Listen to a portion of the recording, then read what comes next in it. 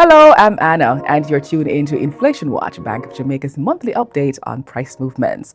At February 2025 headline, or annual inflation, that's the general rate of increase in the prices of goods and services over the previous 12-month period, was 4.4%. Now, do you know what that means? It means inflation remained within the BOJ's target range of 4 and 6%, and price increases for February 2025 were low, stable, and predictable, just how we like it. Yeah. Inflation at February was lower than the 4.7% recorded at January 2025 and generally lower than the inflation for most of last year. And here's even more good news. There was a lower rate of price increases for most of 2024 compared to 2023 and 2022. This general decline in inflation was supported by BOJ's monetary policy decisions and stability in what business persons expect inflation to be in the future. That's what we call inflation expectations.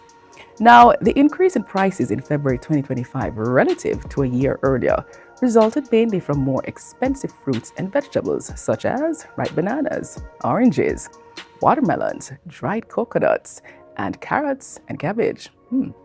Some starchy foods like plantains, yellow yam, and green bananas also cost more than a year ago.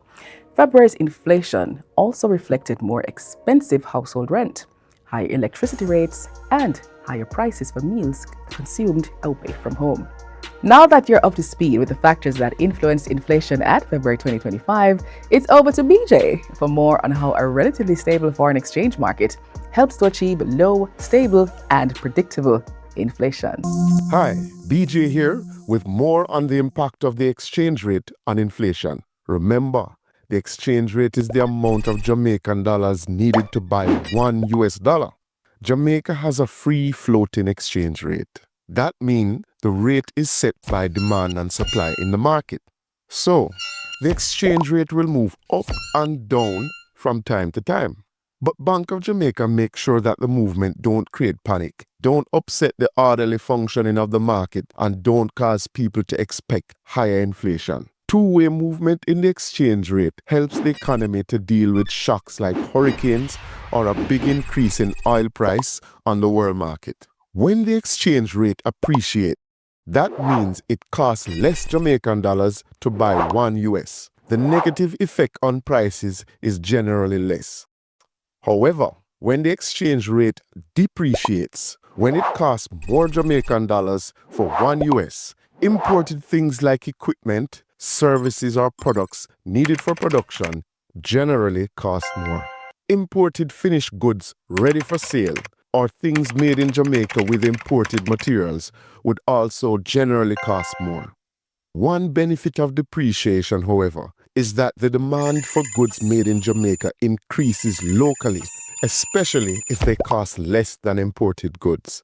With depreciation, the demand for Jamaican exports will also rise because they will be relatively cheaper for overseas buyers.